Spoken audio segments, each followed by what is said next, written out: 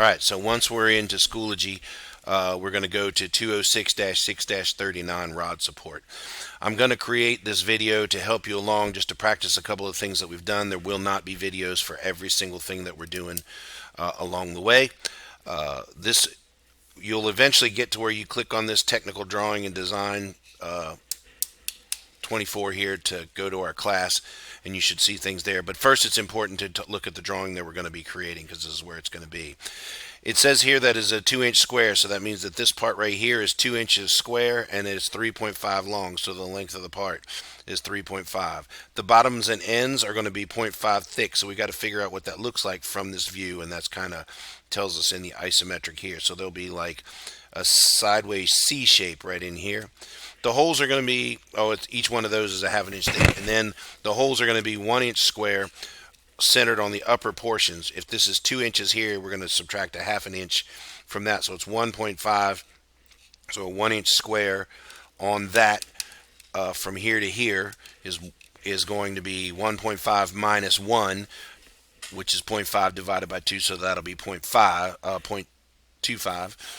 And then the width of it from across this way right here, that's 2 inches minus 1 divided by 2, so from there's 0.5. That's important to know. You should click on this now to get going, and you can click that to get you started. It should get you into your assignment there, and you should have 206-39 Rod Support, and you should click that to get it started.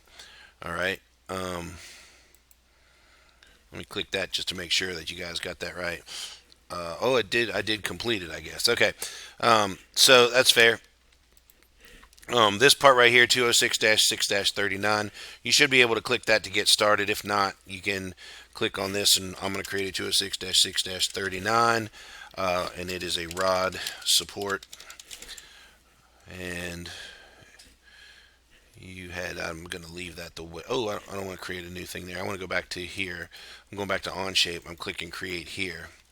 And for me, I'm going to create a new document as 206-6-39 Rod Support, and click Create. So I'll start again with this. All right. So in this case, I'm going to probably pick front. I'm going to draw that C shape there. And so I'm going to get rid of the top. So I'm going to hide the top, and I'm going to hide the right to get started. And I'll go ahead and click on New Sketch on front. So I right click on front, click New Sketch, and it creates it there. You can also do it right here. And I right click here also and click View to Normal, so that turns it towards me. All right. In this case, now I'm ready to kind of do some sketching, and I'm going to sketch this right here. I'm going to attach it to the origin point. I'm going to go this way.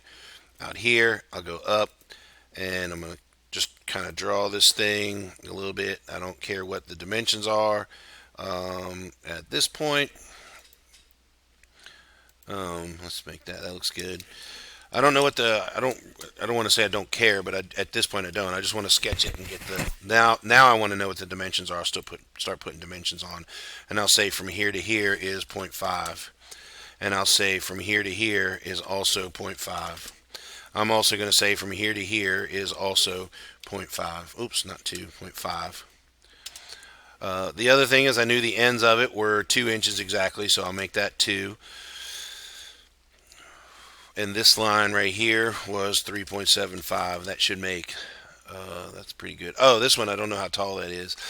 And I haven't figured this one out yet, how to horizontally constrain those two things together. I think maybe I could do this. I could probably click this one and this one.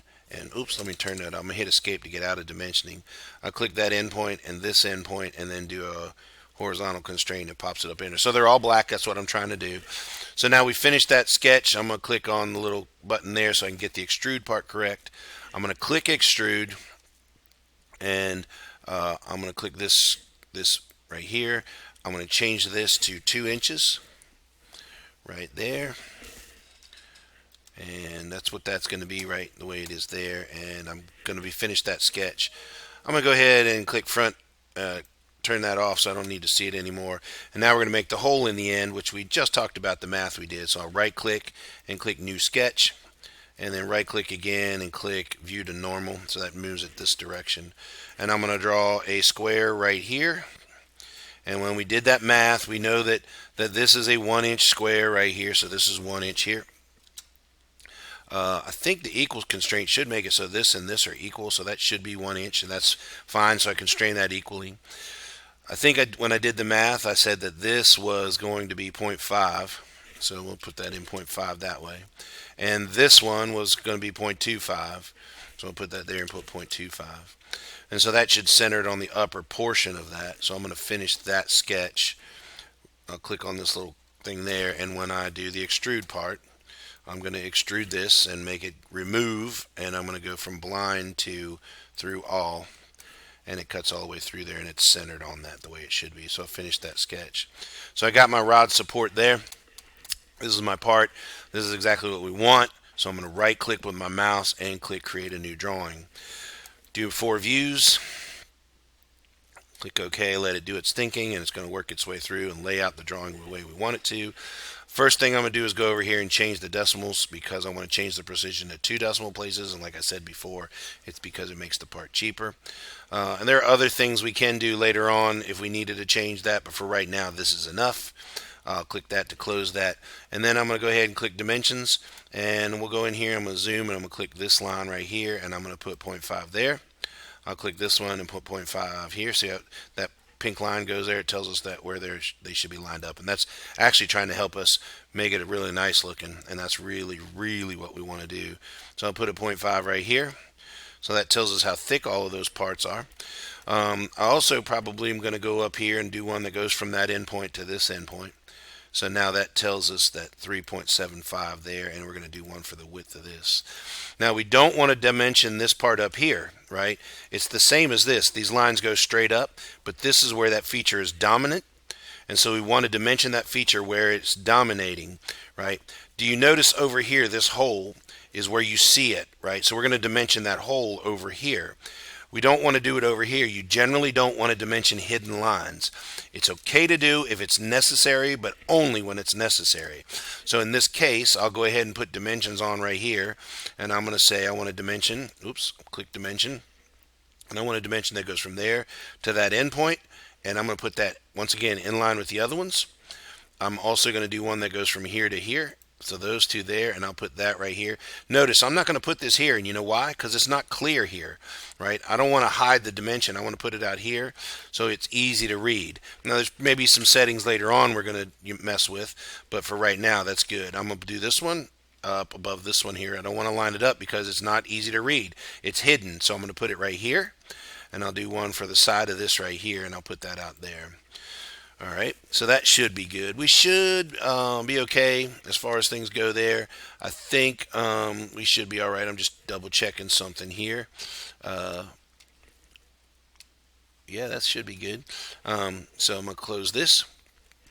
And this is all we need to do for this part. The other thing you might want to do, we probably should do actually, is go to this right here. I'm going to go up to this view. I hit escape to get out of anything that I was doing, and I want to right click and click show hide, and then click show hidden lines, and you'll see that it's going to put those hidden lines where that hole goes through that part. And I'll do the same here. Right click, show hide, and you're going to see where it puts those hidden lines through there, right? But we don't dimension those where the feature isn't dominant. Our name should be there, the date should be there. We're going to click right.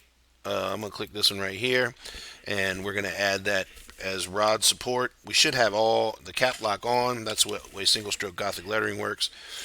And right now we're just going to leave things the way they are. So we're going to go Rod Support, and we're going to change our drawing number down here to 206-6-39, and then we'll finish that. So we should be good there. You know what? I'm going to go back here to this, and I'm going to backspace because I don't want that to show up. I want it to be centered there. All right, so that's it. That's our part, right? We're done. So this is the point when you would probably have me check it before you make your PDF file. But once you get to that point, we're going to go ahead, and you've gotten rid of that thing up there already. It says, you know, that's blocking it. So we'll go up here, and we're going to go to print, and you would make your PDF file in this manner. I'm going to show you real quick one more time. I hope it does it.